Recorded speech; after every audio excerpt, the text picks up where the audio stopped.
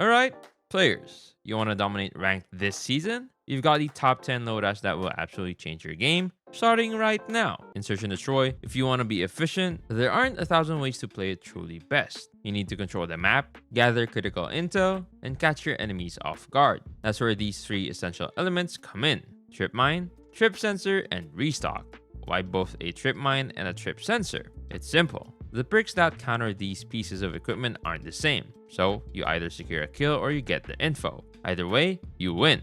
And restock? Because throwing 4 trip sensors for a minute is not just fun, it's how you completely flood critical lanes with intel, turning choke points into death traps. With this setup, your green perk choice is vital. You want to run one of these: Ghost, Hardwired, or Toughness. The blue perk is obviously Dead Silence. A quick note on score streaks for S&D: you always want to use UAV, Shock RC, and Hunter Killer Drone. These are the score streaks we'll recommend for all your loadouts until we say otherwise for the upcoming loadouts we'll talk about later. Now, for the weapons, what you want to go with is probably something like a sniper plus SMG combo, or shotgun plus AR or DMR combo. These are currently the two best weapon pairings in S&D because they give you the versatility to challenge at almost any range. For example, the Tundra plus VMP is our personal favorite, but a friend of ours loves running the HSO-405 shotgun with the Type 19 AR, so this just goes to show you how much free room you have here. Now, you might be thinking, that's too defensive for me. So what if you want a lot more aggression for a hard rushing offensive round?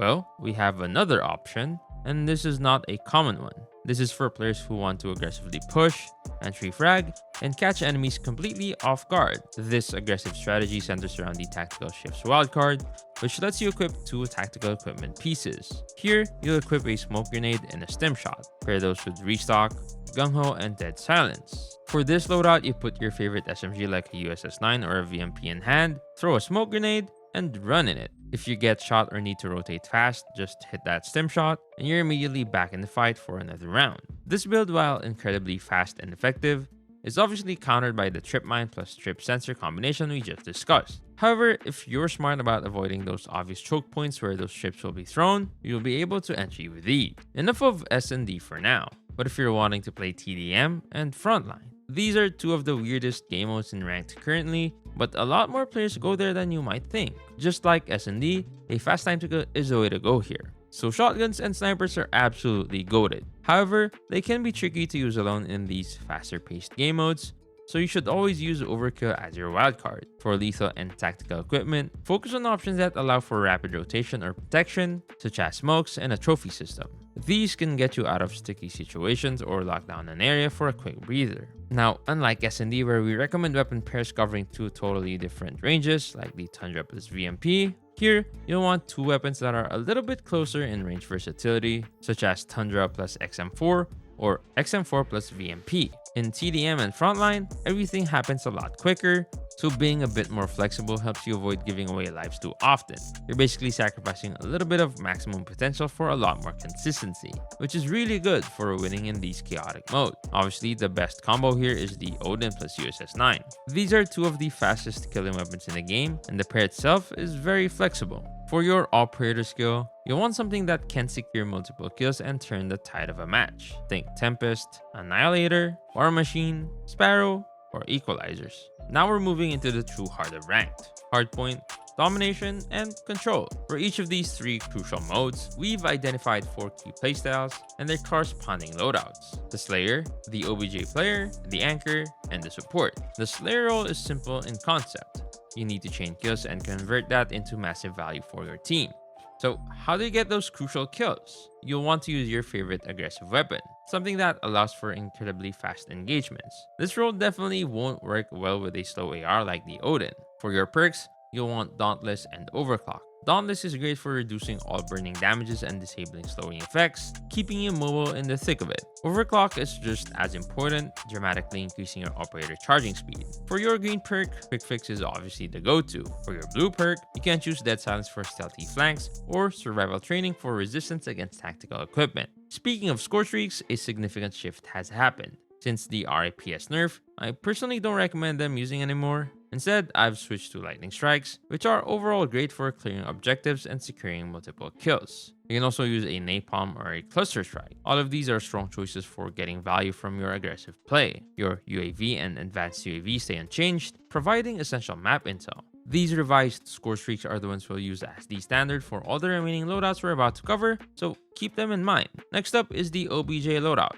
And simply put, when you're holding the objective, everyone is going to throw everything at you, and you need to be prepared for this. First of all, Dauntless and Flak Jacket are mandatory perks here. Without these, you'll constantly get burned by thermite or molotovs and blown up by grenades within seconds. These two perks are your first line of defense, keeping you alive in the chaos. With that, you also need survival training or tactical mask for your blue perk, helping you against tactical equipment. And if you think you're safe with just those perks, you'd be wrong. You need a trophy system for sure, and without this, you'd be getting blown up, slowed, or burned within seconds. Pair that with a Molotov, which will help you restrict areas and deny pushes onto the objective. For the operator skill, you'll want something that can either zone enemies away from the objective or secure multiple kills at once to clear the point. So the War Machine, Sparrow, Gravity Vortex, Tempest, or even a Reactor Core all work pretty well here. They give you the power to hold the line and punish aggressive pushes. If you want to play Anchor, it's the total opposite of being a Slayer or OBJ player. To do this,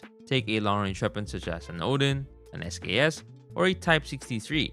Pair that with a Semtex and a trophy system. This combination allows you to throw explosives far away for area denial and cover yourself from incoming enemy utility. For your perks, you have a couple of strong choices. You can go for something very conservative with Restock, Toughness, and Dead Silence. Or for a slightly more aggressive approach, use Overclock, Quick Fix, and Dead Silence. For your operator skill, you need something effective at long range, and the best option is, without a single doubt, the Annihilator. Along with that, you can decide on a few powerful options for your wildcard. Either you use Overkill to equip a secondary SMG for close quarters flexibility, or you equip perk for a second red perk, allowing you to use combinations like Restock and Overclock.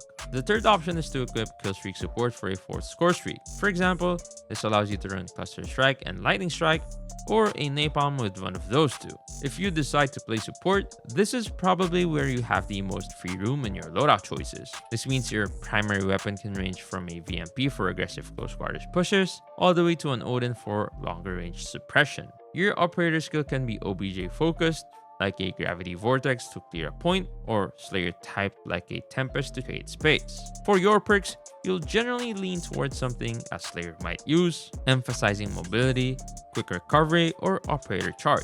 And for your lethal and tactical equipment, that just depends on your immediate proximity to the OBJ and what utility your team might be lacking. Honestly, the best approach here is to create a mix of everything we've discussed in the past 3 loadouts, and you'll be good to go. Now, for Loadout 8, still in respawn mode, use this whenever you see enemy score streaks in the air or on the ground. For our shotgun enjoyers out there, Loadout 9 is for you. Obviously, you'll want Tactician, Lightweight, Gung-Ho, and Dead Silence. All that paired with the stim shot and the lethal equipment of your choice will do the trick. To stay in the theme of hip-firing dominance, you'll probably want to go for a Tempest, an Equalizer, or a Purifier for your operator skill. But in my opinion, the Tempest is the funniest to use here. You're basically good to go for close quarters mayhem. And lastly, for Loadout 10, as always, we're giving you our personal favorite. The VMP has been our favorite weapon by far for the past 2 months. For lethal and tactical equipment, we use Molotov and Smoke Grenade, my 2 favorite pieces of equipment by far. Then for the perks, we use Overclock, Dauntless, Quick Fix, and Dead Silence. The Fantastic 4 we always mention. For the operator skill, I'm a Monkey and Monkey Go Annihilator. And finally, for the score streaks, as we mentioned earlier, we use UAV, Lightning Strike, and Advanced UAV. This setup truly balances everything and lets you dominate in almost any situation. Before you go down in the comments and ask, where are the freaking builds? Relax. It's on this video on the left talking about the top 10 guns in Season 6.